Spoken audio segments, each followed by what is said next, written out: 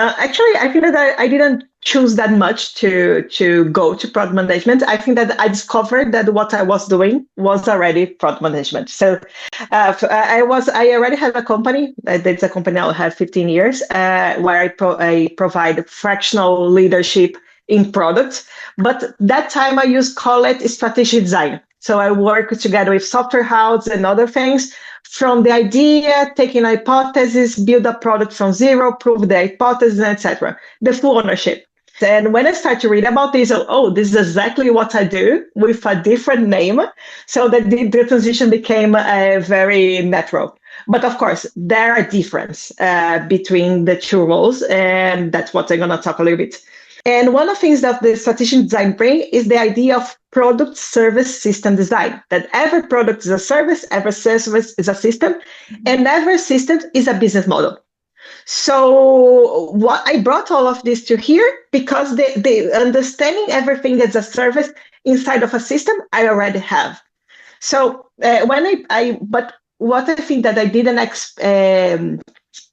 have a revelation of how the things changed. What I think that was most surprised is that the superpower that I have to talk to the designers as peers. Right. Because good part of the people, don't manage designers. I don't translate things to designers. I talk to them because I know the language.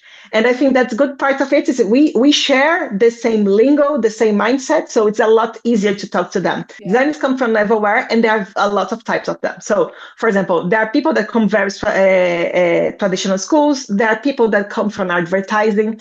There are people that come from multiple places. And the same thing as PMs, as you said, there are people that come from business or finance or data or IT tech. So what the biggest problem that we have today is we have two language, that's product and design. And behind it, we have the background of these people that even different. So for me, it's a matter very much of communication, how we can integrate and actually sum up the power of the two sides. And if not, you're going to create enemies, like, for example, architects versus engineers when they're building the house. They want the same outcome. They want to build the house, but they are fighting because they don't understand each other. They don't understand what matters for each other. It's more about the mindset of the people. Are they trained, or do they know what they're looking for? They are looking for only to confirm the answers, or they're really looking for, in a curiosity way, to understand the problem and the context. How I would do it as a designer, you should shift your center of gravity. So if today your center of gravity is in the user experience, you are the advocate of the user, take it a little bit to KPIs and take it to business outcome. Start to also advocate it. So you don't abandon your design perspective. So you start to also understand it, especially because why I'm a strategic designer?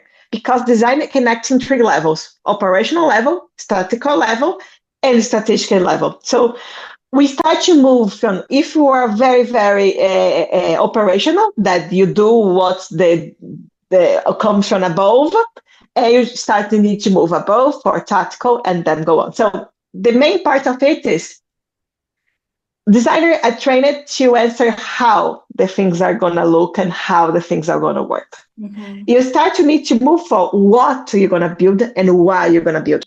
Mm-hmm. So that's the shift, the biggest shift that we're going to have, and do it. For me, the biggest soft skill that someone in design needs to learn is negotiation. Mm-hmm. Because we learn presentation, etc., but PMs are the biggest key for PMs is not only advocate for the user, is to negotiate across the stakeholders, compete interests, different incentives, and with no authority. So the only thing that we can do is negotiate and influence people for this.